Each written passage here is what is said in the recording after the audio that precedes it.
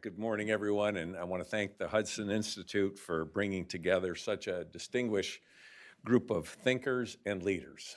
That's you. You know, Hudson has always been, and for a long time, been a home for serious ideas and for courage, and I want to start today by recognizing a painful reminder of why our work together matters. Last week, Pastor Jinmin Gri, the founder of the Zion Church, one of China's largest underground congregations, was detained by Chinese authorities at his home in Beihai. His son-in-law, Bill Drexel, works here at Hudson, and many of you know Bill. And I had a chance to meet with Bill's wife recently to hear firsthand about their family's experience. And that connection really brings this issue closer to home. It reminds us that the Chinese Communist Party's aggression is not an abstract thing. It affects real people, people of faith, of conscience, of courage. And let me say clearly, America has and always will stand with those who are persecuted for their beliefs. And we will not allow the CCP to silence the voices of faith and freedom, not in Beijing, not in Hong Kong, and not anywhere the party's reach extends. The United States and the Chinese Communist Party are locked in a contest that will shape the century ahead, not simply for markets or for influence, but for the rules and values that govern the modern world. The CCP has made the expanse of its ambitions unmistakably clear. Xi Jinping's government has fused economic, technological, and military power into a single system of control, one that uses innovation to crush individuals and entrench the party's authority. They're building a surveillance state as they export repression abroad while consolidating control at home.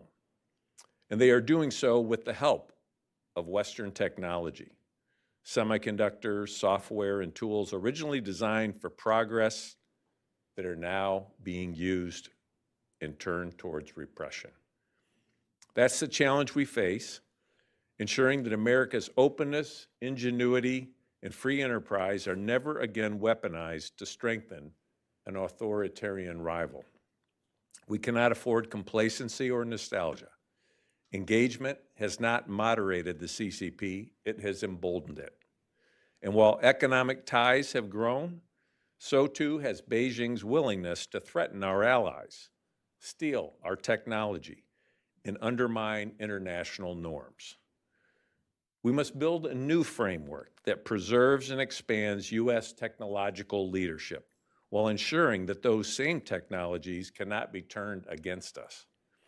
AI chips, and in particular, who should be able to buy them, has been a hot topic in Washington, D.C. lately. The primary point of contention has focused on what U.S. companies should be allowed to sell to China. These have focused on U.S. chip capability as the bar for determining the right threshold. Some have suggested 50% less than the best U.S. chip is the right line, a U.S. minus strategy, if you will. I believe this is backwards. If we're to implement a system that both keeps China locked on U.S. technology and protects national security, we must limit the uplift we give China's AI sector as much as possible. The American innovation system has created companies that are generations ahead of their Chinese counterparts in AI hardware. We cannot hand our strategic adversary a shortcut in developing better AI models to extend their repressive reach. Instead of using U.S. chip capability as the bar, we must set it off China's capability at scale to determine allowable sales, a China plus strategy. Our companies can sell to Chinese customers, but limited in capability to slightly above China's indigenous ability. Additionally, the key to AI advancement is aggregate compute, and China could continue to challenge the U.S. in AI even with less capable chips if there's no limit to how many they can buy. Therefore, we must limit the total computing power the Chinese market is able to accumulate to 10%. 10% of the US to make sure that we maintain and expand our lead in AI. This rolling technical threshold, or RTT, that we've proposed would implement this strategy. Instead of static rules tied to one model or benchmark, the RTT would set a dynamic line, always a step ahead of what China can produce domestically. It would ensure that our technology stays out of the hands of the People's Liberation Army while preserving US companies' market advantage and enabling them to generate revenue to invest in research and development. To put it simply, China's capabilities should never be allowed to catch up to ours, and the RTT keeps them perpetually dependent on US technology, on our design, our software, and our manufacturing know-how. I want to make it clear, though, this is not about punishing Chinese people. The people of China, we love the people of China, but it's defending our own security. It's about protecting the tools of freedom and preventing them from being tools of repression. But export controls alone are not enough. To sustain this advantage, we must strengthen every link in our own system. That means accelerating domestic semiconductor manufacturing, investing in critical minerals and supply chains, and aligning policy with allies from the Netherlands and Japan to South Korea and Taiwan, so that the CCP cannot exploit gaps that exist between us. We must also enforce our laws with resolve.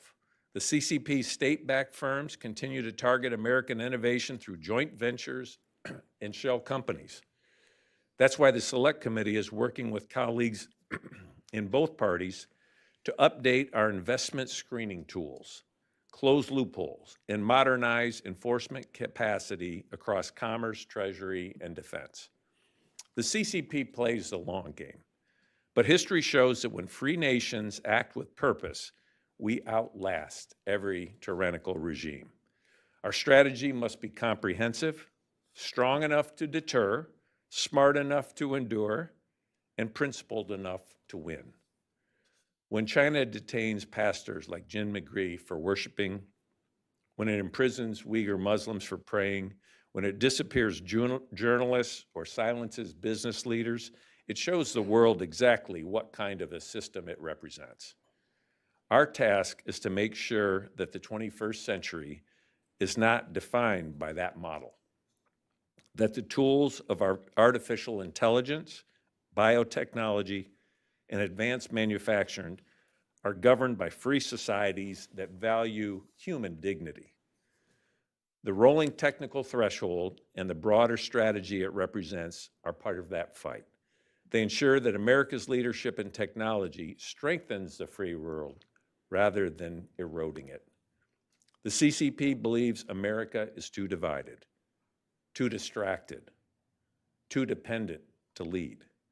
They believe we no longer have unity or the will to defend what we stand for. But I believe the opposite. Across party lines and across generations, Americans understand that the defense of freedom begins with clarity. Clarity about what we value and what we're willing to protect. As long as we stay focused, disciplined, and united, the CCP will remain dependent, not dominant. America will remain the indispensable leader of the free world. I want to thank you very much for being with me today.